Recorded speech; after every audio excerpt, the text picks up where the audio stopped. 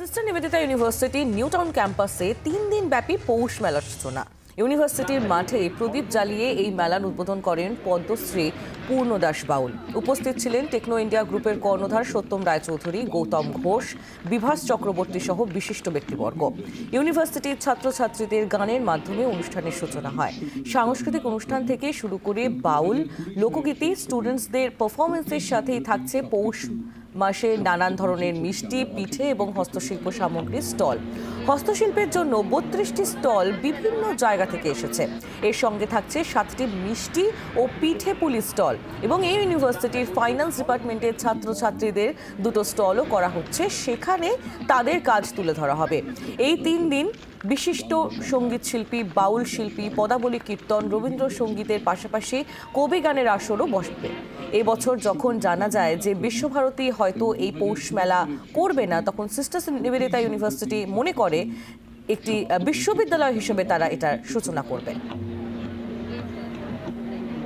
এটা মনে হয়েছিল যেন যে একটা পৌষ মেলা আমাদের কলকাতায় যদি হয়, এবং সেখানে এই সময় তো অ্যাকচুয়ালি মানে পার্বণের সময়, এই তো পৌষ পার্বণের সময় এটা, এবং সেখানে যদি আমাদের ছাত্রছাত্রীদের জন্য আমাদের গ্রুপের তো অনেকগুলো কলেজ ইউনিভার্সিটি কলকাতার আশেপাশে রয়েছে, সেটা থেকে যদি স্টুডেন্টরা এখানে এসে এই সময় 3 দিন তারা একসঙ্গে এই পৌষ উৎসব পালন করে, তারা এখানে এসে এই একটু ঘোরাঘুরি করা, একটু খাওয়া দাওয়া করা, পিঠে পুলি খাওয়া, এখানে অনেক জিনিসপত্র রয়েছে সেগুলো দেখা, কেনা, অনেক হ্যান্ডিক্রাফটস রয়েছে, সেগুলোর মধ্যে তাদের ভালো লাগার জায়গাটাকে খুঁজে পায়।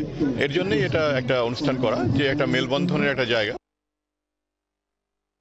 যে মুহূর্তে আমরা শুনলাম বিশ্বভারতী, যেখানে আমাদের সাধারণভাবে পৌষ মেলা হয়ে থাকে, ছোটবেলা থেকে জানি, সেখানে এবার নাও হতে পারে। সঙ্গে সঙ্গে আচার্য সত্যম রায়চৌধুরী আমাদের বললেন আমরা কেন এখানেই করব না, এবং এখানে করার মধ্যে দিয়ে আমরা সেই জায়গাটাকে তুলে ধরার চেষ্টা করব না। খুব কম দিনের মধ্যেই আমরা চেষ্টা করেছি যে আজকে থেকে আমাদের 3 দিনের পৌষ মেলা উৎসব শুরু হচ্ছে। পৌষ সংক্রান্তির দিন এটা শেষ হয়ে যাবে। এই মেলার অনেকগুলো দিক রয়েছে।